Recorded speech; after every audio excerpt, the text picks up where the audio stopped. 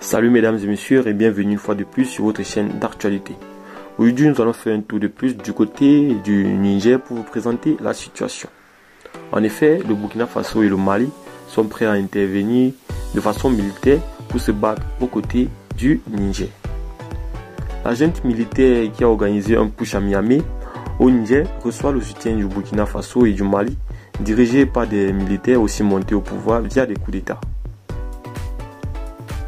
Le Burkina Faso et le Mali, dirigés par des militaires, ont mis en garde lundi contre toute intervention militaire au Niger pour établir Mohamed Bazoum, président renversé par un putsch, affirmant qu'elle serait considérée comme une déclaration de guerre à leurs deux pays.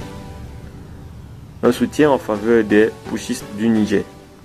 Cette mise en garde survient au lendemain de la menace d'usage de force proférée par les dirigeants ouest-africains, soutenus par leurs partenaires occidentaux, dont la France, ex-puissance coloniale dans la région, accusés par les militaires qui ont pris le pouvoir au Niger de vouloir intervenir militairement. Dans un communiqué commun, le gouvernement du Burkina Faso et du Mali, je cite, avertissent de toute intervention militaire contre le Niger serait considérée comme une déclaration de guerre contre le Burkina Faso et le Mali. Fin de citation.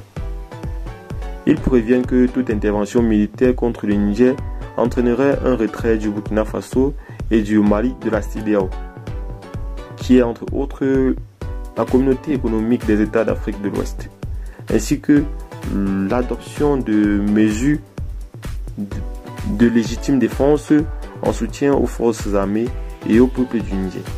Il ajoute qu'il refuse d'appliquer les sanctions illégales, illégitimes et inhumaines contre le peuple et les autorités nigériennes.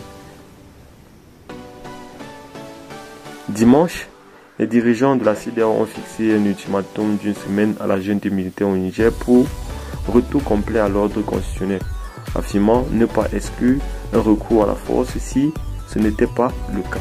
Ils ont également décidé de suspendre toutes les transactions commerciales et financières entre ces États membres et le Niger et de geler les avoirs des responsables militaires impliqués dans le coup d'État. Et bien les amis, c'est tout pour cette petite note. N'oubliez pas de nous laisser vos impressions en commentaire et on se dit à très bientôt pour de nouvelles actualités.